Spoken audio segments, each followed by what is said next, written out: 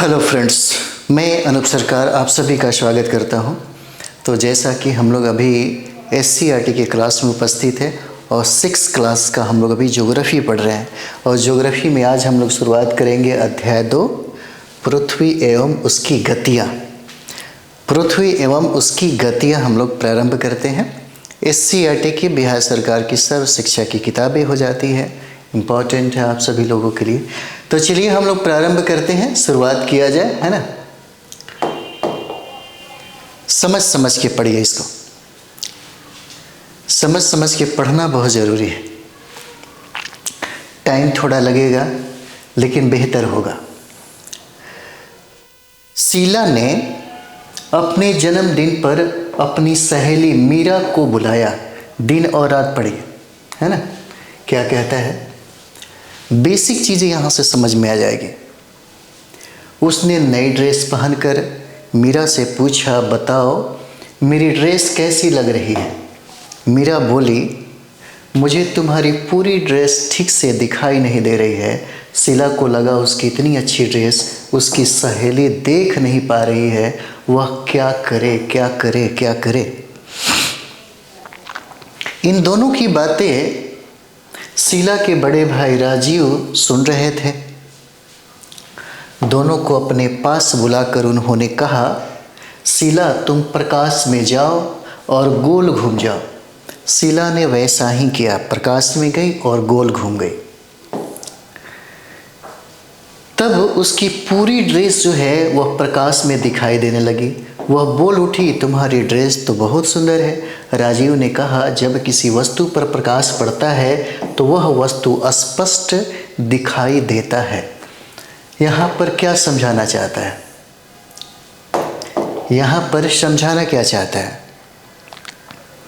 कहने का मतलब है कि मान लीजिए कि यह सूरज हो जाएगा, सूरज हो जाएगा और पृथ्वी जो है वो घूमता है, चक्कर लगाता है। पृथ्वी के जिस पार्ट पर सूर्य का प्रकाश पड़ेगा वह जो भाग है स्पष्ट दिखाई देगा और प्रकाशित भी होगा, स्पष्ट दिखाई देगा और प्रकाशित भी होगा।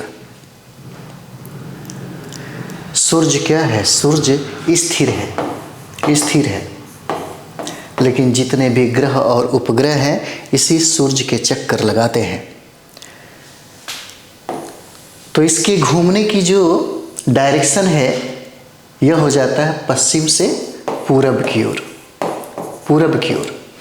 तो जिस पार्ट पे प्रकाश पड़ेगा वही पार्ट दिखाई देगा और जिस पार्ट पे प्रकाश नहीं पड़ेगा वो दिखाई नहीं देगा।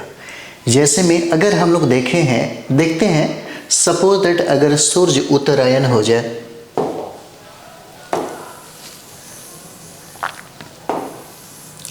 अगर सूर्य उत्तरायण हो जाए, है ना, तो उत्तरी ध्रुव पर 6 माह का दिन होगा उत्तरायण होने पर, और दक्षिणी ध्रुव पर 6 माह का रात हो जाता है। कुंभकर्ण की कहानी भी आप लोग पढ़े होंगे, 6 महीना जगता है तो 6 महीना सोता है ना। आगे पढ़िए, समझ में आ जाएगा, है ना। पृथ्वी का घूमना। राजीव ने आगे कहा, शीला जिस प्रकार अभी तुम प्रकाश के सामने गोल घूमी और घूमने से तुम्हारी ड्रेस के जिस हिस्से पर प्रकाश पड़ा उससे ड्रेस का भाग क्या है, दिखाई देने लगा। ठीक उसी प्रकार पृथ्वी जो है, पृथ्वी भी क्या करती है, घूमती है। पृथ्वी भी क्या करती है, पृथ्वी भी घूमती है, पश्चिम से पूरब की ओर घूमती है। और इसके जिस हिस्से पर सूर्य का प्रकाश पड़ता है वह हिस्सा हमें स्पष्ट रूप से दिखाई देता है। पृथ्वी क्या करती है, पृथ्वी पश्चिम से पूरब की ओर घूमती है और जिस पार्ट पे, जिस भाग पर सूर्य का प्रकाश पड़ता है वह हमें स्पष्ट दिखाई पड़ता है। वहाँ दिन होता है और जहाँ प्रकाश नहीं पड़ता वहाँ दिखाई नहीं पड़ता और वहाँ रात होता है। पृथ्वी को इस तरह का एक चक्कर पूरा करने में 24 घंटे का समय लगता है। पृथ्वी को एक चक्कर पूरा करने में कितने घंटे का? तो 24 घंटे का समय लगता है। और पृथ्वी की इस गति को हम लोग घूर्णन गति कहते हैं या दैनिक गति कहते हैं। पूछा जा सकता है कि घूर्णन गति का उदाहरण क्या है, दैनिक गति का उदाहरण क्या है ना? ये पूछा जा सकता है। और इसी गति के कारण दिन और रात होते हैं। इम्पॉर्टेंट है, याद रखिएगा, है ना। पृथ्वी जो है, पृथ्वी पश्चिम से पूरब की ओर घूमती है, पूरब की ओर घूमती है ना। ये पश्चिम से पूरब की ओर घूमती है।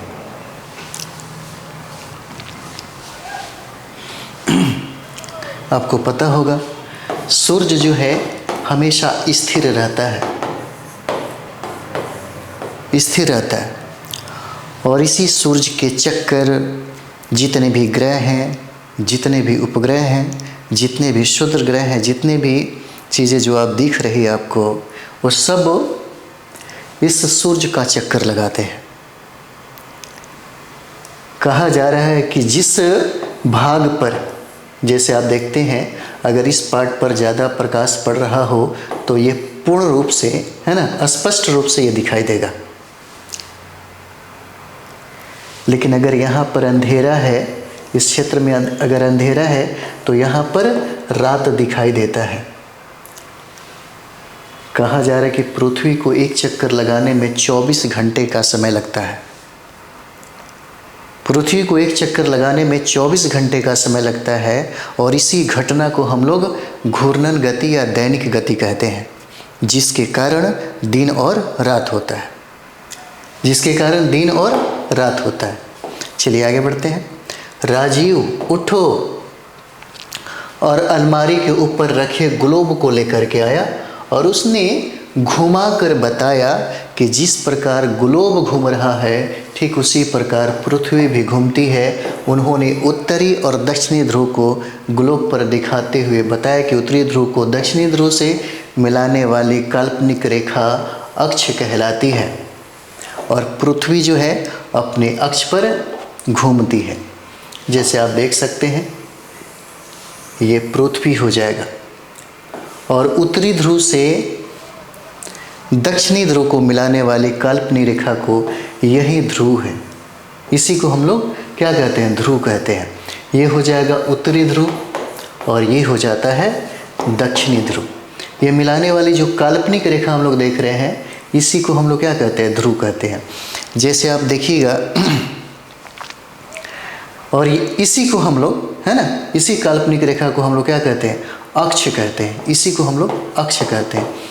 जैसे आप देखिएगा कुम्हार का जो चाक है, कुम्हार का चाक, और जिस पर ये चक्कर लगाता है यही इसका अक्ष हो जाता है।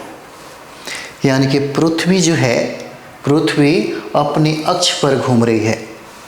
पृथ्वी क्या अपने अक्ष पर घूम रही है। अब समझ में आया होगा।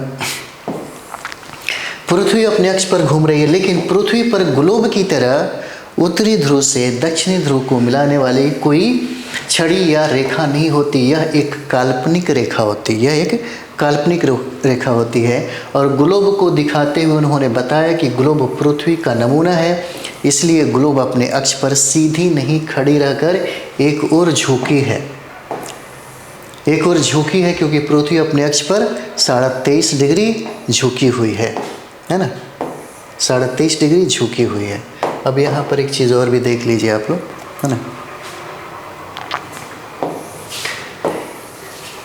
ये पृथ्वी हो गया और ये कह रहा है कि उत्तरी ध्रुव और दक्षिणी ध्रुव को मिलाने वाली जो काल्पनिक रेखा है इसी को हम लोग अक्ष कहते हैं। इसी को हम लोग अक्ष कहते हैं, ठीक। और यहाँ पर देखिए, और यही नॉर्थ और साउथ पोल के मिलाने वाली जो भी रेखा है इसी को हम लोग क्या कहते हैं? इसी को हम लोग देशांतर भी कहते हैं। इसी को हम लोग देशांतर कहते हैं। और ईस्ट से वेस्ट पोल मिलाने वाली रेखा को हम लोग अक्षांश कहते हैं। और बीचों बीच जो काल्पनिक रेखा आप देख रहे हैं इसी को 0 डिग्री अक्षांश कहिए, विषुवत रेखा कहिए या इक्वेटर कहिए, बात बराबर है। यानी कि 0 डिग्री अक्षांश से जब हम लोग 23.5 डिग्री उत्तरी अक्षांश पर जाते हैं तब इसी काल्पनिक रेखा को हम लोग कर्क रेखा कहते हैं, कर्क रेखा कहा जाता है। और 0 डिग्री से दक्षिण की तरफ में 23.5 डिग्री को हम लोग मकर रेखा कहते हैं, है ना, यहाँ पर मकर रेखा कहते हैं। और पृथ्वी का जो डायरेक्शन है, यह जो पृथ्वी हम लोग देख रहे हैं यह पश्चिम से पूर्व की ओर घूमती है और उसके घूमने का समय यहाँ पर कितना बताया, 24 घंटा। इसी घटना को हम लोग क्या कहते हैं, है ना, इसी को हम लोग जैसे आपने अभी पढ़ा है घूर्णन गति कहते हैं या दैनिक गति कहते हैं, जिसके कारण दिन और रात होता है। चलिए आगे देखें। खेले ग्लोब का खेल। एक ग्लोब लीजिए, इसे कक्षा में इस प्रकार रखिए कि इसके आधे भाग पर प्रकाश हो और पीछे के भाग पर छाया रहे। इस प्रयोग को मोमबत्ती या टॉर्च की सहायता से समझा जा सकता है। ग्लोब को प्रकाश की तरफ से धीरे धीरे किसी भी एक दिशा में घुमाएं और कॉपी पर एक और उन महाद्वीपों के नाम लिखें जो पहले उजाले में तथा अंधेरे में थे। पुनः ग्लोब को घुमाकर उन महाद्वीपों के नाम लिखें जो अब उजाले की ओर आ रहे हैं। चलिए एक बार प्रयोग करके देखिए, है ना। यहाँ पर कहता है कि अध्यापक की सहायता से ग्लोब को इस प्रकार रखिए जिससे उसे पृथ्वी की समान गति पश्चिम से पूरब की ओर घुमाया जा सके और प्रकाश को जापान पर केंद्रित कीजिए और पता कीजिए कि ग्लोब पर कौन कौन से ऐसे देश हैं जो छाया में हैं। तत्पश्चात प्रकाश को भारत पर केंद्रित करें और छाया प्रदेशों के नाम लिखिए। अब विषुवत रेखा पर लगभग समान दूरी पर निशान लगाएं एवं इस अ, ब, स, द इत्यादि अंकित करें। किसी एक स्थान पर प्रकाश को प्रतिबिंब कर शेष स्थानों पर प्रकाश की स्थिति के आधार पर पूर्णतः प्रकाशित, अंशतः प्रकाशित, पूर्ण अंधेरा, अंशतः अंधेरा में विभाजित कर पता करें कि वे कौन कौन से देश हो जाते हैं। आप चाहें तो इसको आप प्रयोग कर सकते हैं इस तरह से प्रयोग करेंगे तो आपको ज़्यादा फायदा होगा, चीज़ें ज़्यादा समझ में आएगी। लेकिन आपको ज़्यादा समझने की ज़रूरत नहीं है क्योंकि आप बहुत कुछ समझ रहे होंगे, है ना। ये बहुत ही नॉर्मल बात है। राजीव ने दोनों से पूछा, जरा सोचो तो अगर पृथ्वी घूर्णन नहीं करे तो क्या होगा।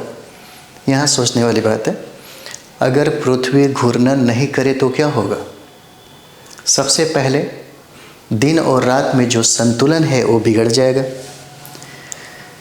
अगर घूर्णन ना करें तो एक भाग हमेशा प्रकाशित रहेगा और दूसरा भाग हमेशा अंधेरा रहेगा। अगर घूर्णन ना करें तो एक पार्ट में टेम्परेचर बहुत ज़्यादा रहेगा, एक पार्ट में टेम्परेचर बिल्कुल नहीं रहेगा। और जब इस तरह की समस्या, इस तरह की घटना जब हो जाएगी तो वहाँ रहने वाले जीव जंतु का व्यवहार, मनुष्य का व्यवहार और उसकी सामाजिक संरचना, उसके जीने के तरीके पर प्रभाव पड़ेगा। कहता है कि शिला बोल पड़े कि सूर्य की ओर बोल वाले भाग में हमेशा दिन होगा, जिससे उस भाग पर लगातार गर्मी पड़ेगी। ठीक, एक बार आप समझ गए, फिर उसके बाद कॉमन सेंस भी है, काफ़ी चीज़ें आप उसका इस्तेमाल करके चीज़ों को और भी बढ़ा सकते हैं। दूसरे भाग में हमेशा रात होगी और हमेशा ठंड पड़ेगी। घूर्णन गति के साथ ही पृथ्वी की परिभ्रमण गति भी जुड़ी होती है, यानी कि ऋतु में भी क्या हो जाएगा, असंतुलन पैदा हो जाएगा और इस कारण ऋतु परिवर्तन भी नहीं होगा। जैसे घूर्णन गति के कारण, दैनिक गति के कारण दिन और रात होता है, तो परिभ्रमण के कारण ऋतुएं परिवर्तित होती हैं, जो हम लोग अभी देखेंगे।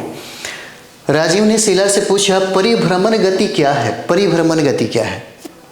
तो यहाँ पर देखिए, शिला ने बताया कि अपने अक्ष पर घूमते हुए पृथ्वी 365 दिन में धीरे धीरे ते हुए सूर्य का एक चक्कर पूरा कर लेती है।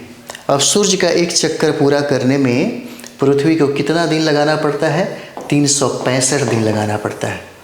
और पृथ्वी की इसी वार्षिक गति को ही परिभ्रमण गति कहा जाता है, जिसके वजह से ऋतु परिवर्तित होती है। राजीव ने कहा, तुम दोनों ने आकाश में सूर्य को देखा होगा। ऐसा लगता है सूर्य पूरब से पश्चिम की ओर चल रहा है। क्या यह ठीक है? दोनों चुप थे। और यहाँ पर देखिए, राजीव ने बताया, यह हमारी नज़रों का भ्रम है। वास्तव में पृथ्वी घूम रही होती है, सूर्य नहीं। वास्तव में क्या है? वास्तव में पृथ्वी घूम रही है, सूर्य नहीं। और ये समझा रहा होता है, राजीव ने बताया कि यह हमारी नज़रों का भ्रम है। ठीक उसी प्रकार जैसे ट्रेन को चलने के दौरान हमें आभास होता है कि हमारी ट्रेन स्थिर है, लेकिन रास्ते या सूर्य ये सब चल रहे हैं, तथा बाहर की वस्तुएं पीछे की ओर जा रही होती है और पृथ्वी पश्चिम से पूरब की ओर घूमती है। यहाँ पर क्या कहा? पृथ्वी जो है ना, यह पृथ्वी पश्चिम से पूरब की ओर घूमती है ना। यह पश्चिम हो गया, पश्चिम से पूरब की ओर घूमती है पृथ्वी।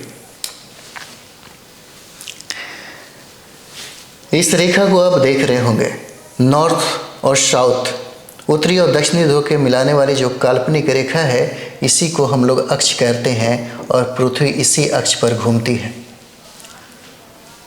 इसी अक्ष पर घूमती है। 24 घंटे में एक चक्कर लगाती है, जिसको हम लोग घूर्णन गति कहते हैं, दैनिक गति कहते हैं, जिसके वजह से दिन और रात होता है। और ये पृथ्वी सूर्य का चक्कर लगाने में 365 दिन का समय लेता है। और इस घटना को हम लोग परिभ्रमण कहते हैं। यहाँ पर देख सकते हैं, ये जो लाइन जो है, पृथ्वी एकदम बीचों बीच जो ये काल्पनिक रेखा है, इसी रेखा को हम लोग विषुवत रेखा कहते हैं। इसी को हम लोग विषुवत रेखा कहते हैं। और यहाँ पर जो आपको दिख रहा होगा ऐसे, यह 23.5 डिग्री है नॉर्थ में, इसी को हम लोग कर्क रेखा कहते हैं। और जितना भी ये जो हम लोग रेखा देख रहे हैं, ऐसे जितना भी रेखा हम लोग देख रहे हैं, ईस्ट और वेस्ट मिलाने वाली जो रेखा है, इसी को हम लोग अक्षांश कहते हैं। इसी को हम लोग अक्षांश कहते हैं।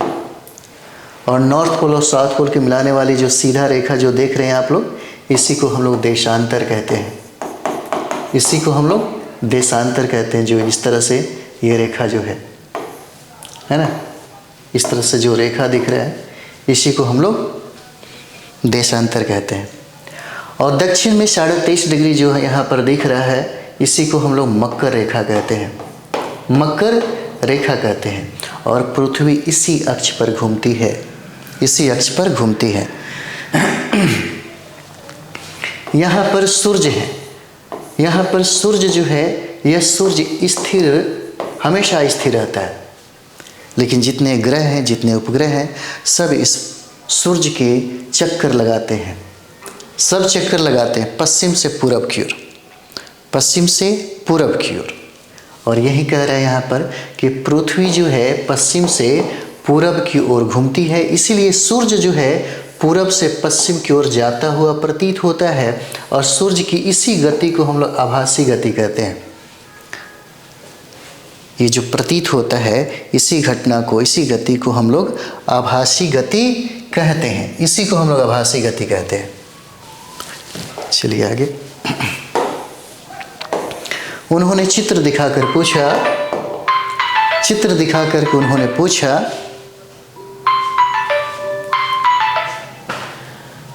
कि कौन सा चित्र पृथ्वी के सूर्य के चारों ओर परिक्रमा को दर्शाता है। मीरा बोली, भैया क्या इन्हीं गतियों के कारण मौसम एवं ऋतुएं भी बदलती है? परिभ्रमण के कारण। इंपॉर्टेंट है, पूछा गया सवाल है, किस गति के कारण, है ना। तो दो गति हो जाता है, एक है घूर्णन गति और दूसरा है परिभ्रमण गति। घूर्णन गति के कारण, दैनिक गति के कारण दिन और रात होता है, और परिभ्रमण गति के कारण ऋतु और मौसम में परिवर्तन हो जाते हैं। राजीव ने हंसते हुए कहा, बिल्कुल ठीक समझ रही हो। जब पृथ्वी सूर्य के चारों ओर घूमती है तो एक बार इसका झुकाव सूर्य की ओर होता है और आधी परिक्रमा करने के बाद तीसरी बार इसका झुकाव सूर्य के विपरीत होता है। दूसरी और चौथी स्थिति में यह झुकाव न तो सूर्य की ओर होता है और न ही विपरीत, जैसा कि चित्र में बताया गया है। तो हम लोग चित्र के माध्यम से भी इसको समझते हैं।